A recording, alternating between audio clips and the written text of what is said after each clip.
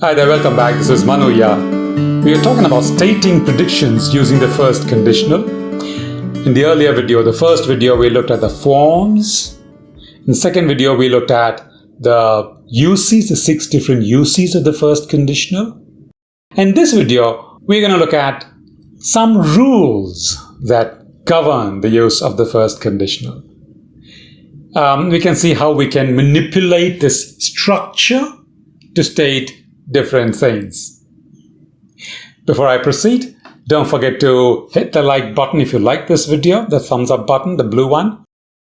And please subscribe to my channel if you haven't subscribed already.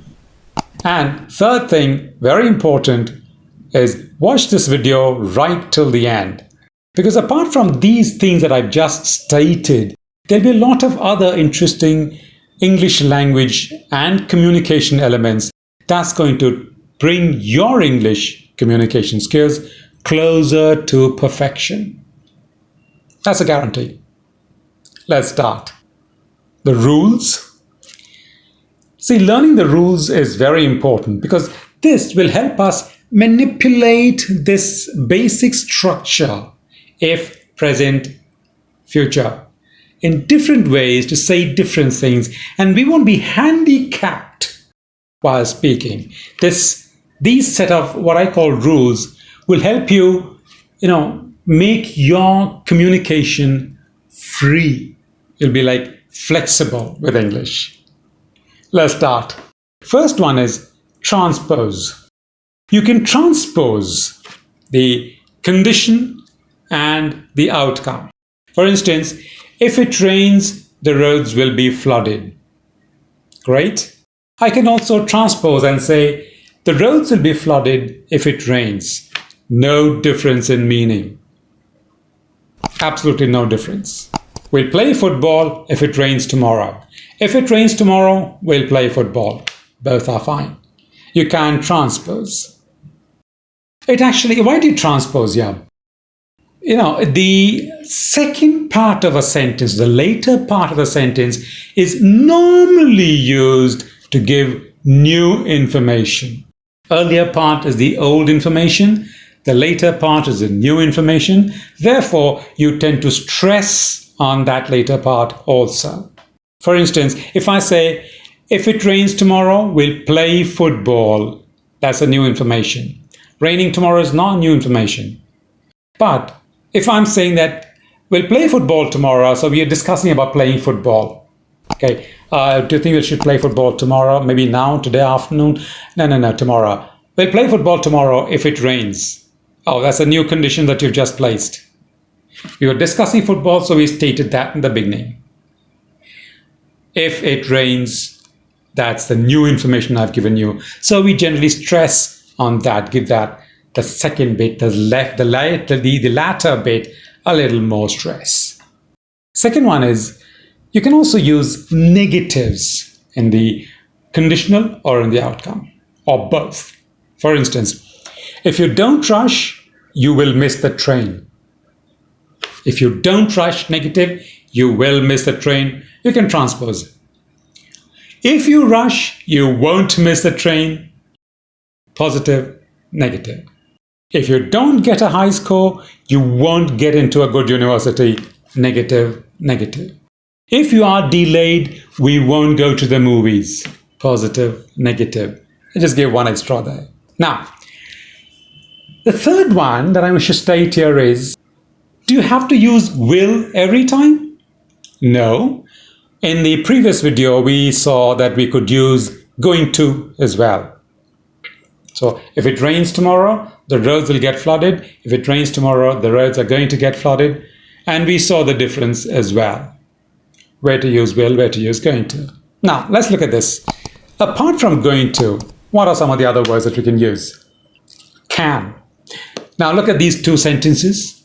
If I get a high score, I will get into the Harvard University. If I get a high score, I can get into the Harvard University. What's the difference between the two? When I say I will get into the Harvard University, it's I've applied to the Harvard, I will get it, definite. That's right. I just need a high score, that's all.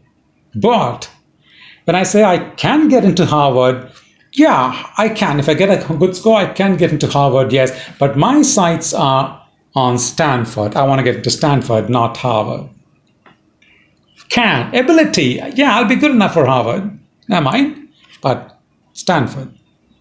So that was the ability bit.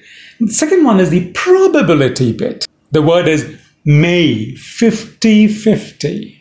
For instance, if we build a car park, we may get more walk-in customers. We may get 50-50.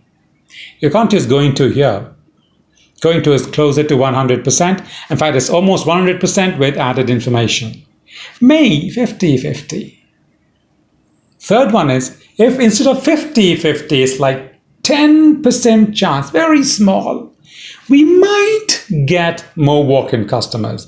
Note the voice quality also. If we build a car park, we might get a few walk-in customers. We might. Might. You raise a pitch over there and say might. Next is suggestion.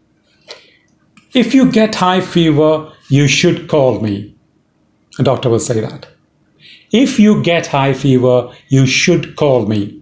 Should. It's a suggestion. Doctors never say must, Decent gentlemen and ladies, you should call me. Always a suggestion. It means you must. I won't shoot you, but you're going to die then. If the color runs, you should take it back to the shopkeeper. Should. Always for suggestions. Now, we saw that instead of will, you can use a set of words, a few words, to tell what specific thing you wish to convey. Now, can we also use words instead of if? Yes. Let's look at that. The first one is when. If, when. For instance, I'll call you when I reach the airport. Now, can I simply substitute it and say I'll call you if I reach the airport? No, they are two different things altogether. If I say I'll call you if I reach the airport, it means I'm not sure I'll reach the airport. I may go somewhere else. But when I say I'll call you when I reach the airport, that is more practical, more realistic, and you're saying I'll definitely reach the airport and then I'll call you. Now, second word is as soon as. That is almost the same as when, with some extra emphasis, stress on the time. So I'll call you as soon as I get to the airport. It means I put my foot out of the car onto the airport grounds and I'll call you. As soon as, like this. But when I say I'll call you when I reach the airport, it's not necessarily that. I might go check in my luggage, go and have a cup of coffee and all that, and then I'll call you. When? It doesn't say the exact time. As soon as is more precise. It's got the stress. Third is after. So I can say after the meeting, we'll go out to lunch. So the first event is the meeting getting over. Second event is we'll go out for lunch. So after is always with the first event. So after the meeting, we'll go out to lunch. Same with when and as soon as. They are with their first of two events. So here's another example. Please fill the feedback form after the presentation. So presentation is the first event. Fill the feedback form after the presentation. Before? Obviously, if after is with the first event, before is with the second event. So I can say, I'll inform you before I leave the office. Means first I'll inform you, second, after informing, I'll leave the office. So you put before with the second event. Before I give you the keys, please sign this register. Now, in these four instances, we use the positive form. But if you want to say something negative, how do you say that? We use until.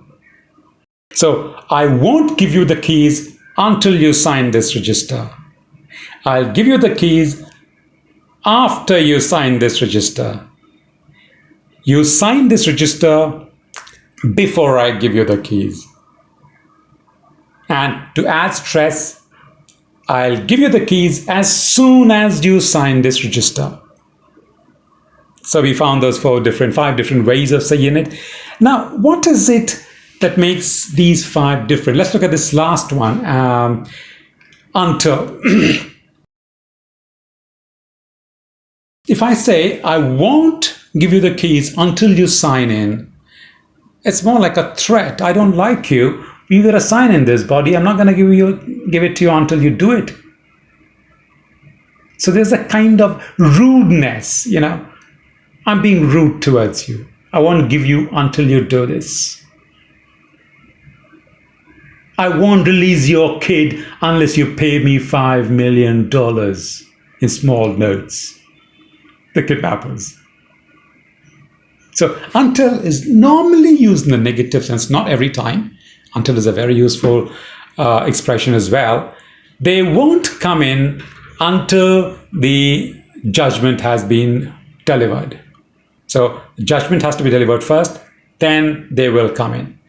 It's just a pure, simple statement with the emphasis on time. And negatives always emphasize on time. That's it from us in this series. We'll catch you in another series. Until then, bye-bye.